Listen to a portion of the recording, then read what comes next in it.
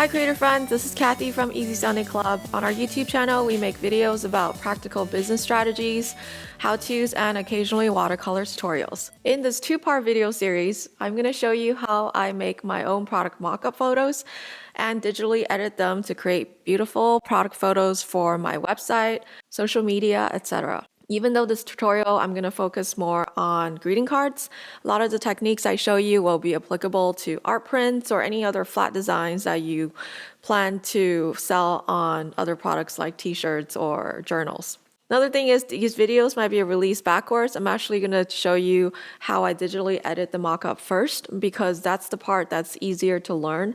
And I know a lot of you have already downloaded or are currently using digital mockups found on the internet. So these techniques are ready for you to deploy right away. All right, so let's get into it. All right, so I'm going to start with blank mockup here. I took a photo of this kind of stylized shot of a blank card that I'm going to use as my base canvas. And I'm going to go to one of my card templates here where the card is sized to its accurate size. I actually sell this template on my website if you want to get the link in the video description below. But I'm going to select just one of the designs here, copy, go back to the mockup file, Command V or paste, and now it's here. So I'm going to go to the left to the move tool or V, move it down here. You notice that it's a little too big, so I'm going to resize it by hitting Command T. And to size it down proportionally, you can either make sure that this is selected or you can click on Shift while you're resizing. But I think the easier option is make sure that this chain is clicked. As you're sizing down, it will be resized proportionally. So you can kind of size it down to around the size of the mockup behind it. And then you want to hover your mouse over to the corner where it becomes this two-sided arrow. That's how you rotate it. So you want to rotate it just slightly. Again, if your mockup is straight, then you don't have to do this step. I just want to show you these options. When I rotate it a little bit, you'll notice that it's still not a perfect fit, right? Because the card is standing up kind of in like a weird angle. So the next thing I'm going to do is go to Edit, Transform, Skew. You want to actually skew the design to fit the mockup skew. So I'm going to the corner, upper left corner, and just click hold and drag it backwards. So you're kind of trying to match the silhouette of the mockup behind it.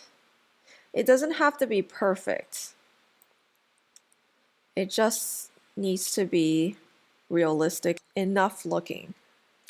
When you're done, press return or enter, and it looks pretty good. So now you're thinking, hey, this doesn't look natural at all. You have this really stark contrast between the card design and the mockup. The next thing I'm going to show you is a game changer. I actually don't remember where I learned this from originally, but I use it all the time for all of my mockups. So taking the layer that you're on now, make sure the layer of the design is selected.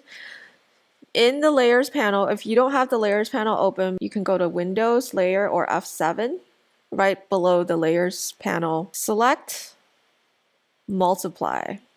Let me just do it again. It's default to normal. You want to select Multiply, and you'll see that the sea turtle looks like it's imprinted onto the background, right? It does help that you have a white background for the mockup, which I assume you will. My sea turtle card does have a white background as well, but even if you have a full page design, this technique should still work. What multiply does is it basically multiplies the color of your base layer with your top layer. Because it's multiplying, it tends to darken the color a little bit, so you can see the sea turtle looks a little bit dark.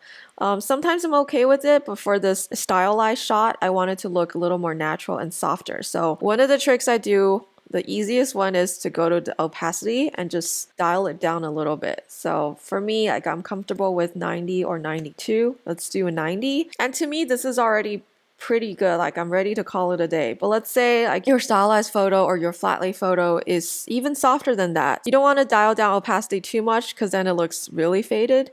So the next trick I use is levels up here under adjustments, levels.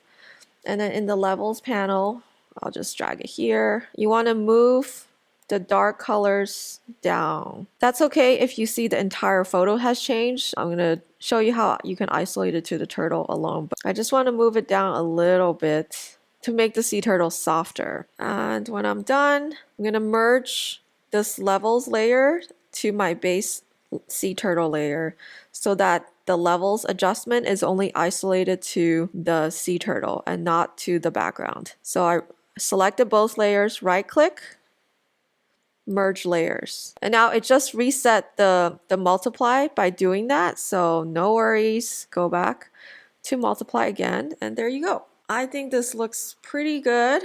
And to save it as a JPEG, I just flatten all the layers, layer, flatten image, and save it as a new file. And you can do that for all of your greeting cards if you want to have consistent display of a lifestyle photo for your greeting cards or art prints. Like I said, this trick applies to art prints as well as t-shirts or any other flat photos of products. Done. All right, so that was my quick and dirty tutorial. If you found that helpful, please give us a thumb up and subscribe to the channel if you haven't already. I'll see you next time where I show you how I take photos to create my own mock-ups and edit it all on my iPhone. See you next time.